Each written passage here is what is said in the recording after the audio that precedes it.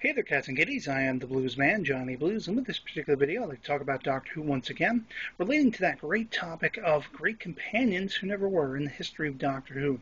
This time, once again, going with a modern series character from a very memorable episode, Voyage of the Damned, the character of Astrid Peth.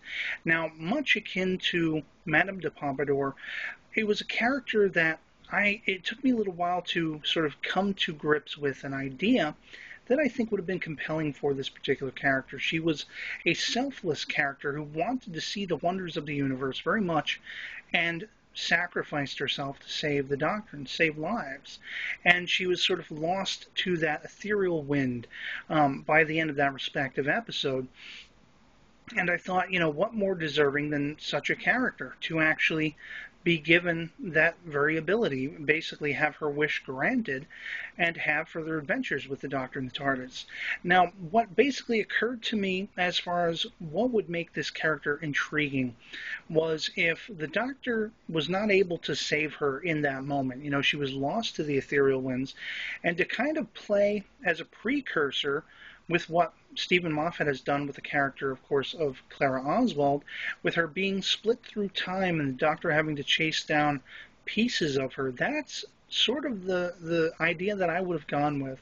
With Astrid Peth, I would have maybe began a season of episodes where the Doctor is following up with an energy signature, and he finds pieces all through these episodes. He's taking this incomplete Astrid Peth that by the end, he's basically reunited all these sort of slices of her to make the whole character once again. So she's having these experiences and new sort of aspects of her own mentality, her own psyche, are being added and rejoined to her so that she's having that much more a fulfilling experience by the end, so that she's whole. Kind of the opposite of what we saw happen with Donna Noble, where Donna Noble was very much a character, metaphorically in any case, sort of in pieces, and the Doctor had to sort of open her eyes to the greater wonders of the universe and put her together, but then it all came apart again. And with Astrid Peth, it would be that journey, but by the end, she would be better for it, and she would be able to have this just level of moving on with no remorse, with no lingering effects. The Doctor would see this being finally, feeling that semblance, feeling that oneness with herself, so that she would have it. She'd have all of those things she wished she could experience, and she'd be better for it. Left behind to live out the rest of her life, as many companions have to do in the history of Doctor Who, and she'd, like I say, be that much better for it, be more interesting a character by the end.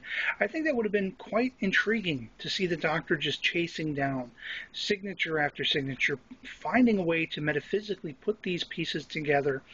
And again, by the end, you have the whole person reunited by the end and ready to move on. I think that could have been quite an interesting story.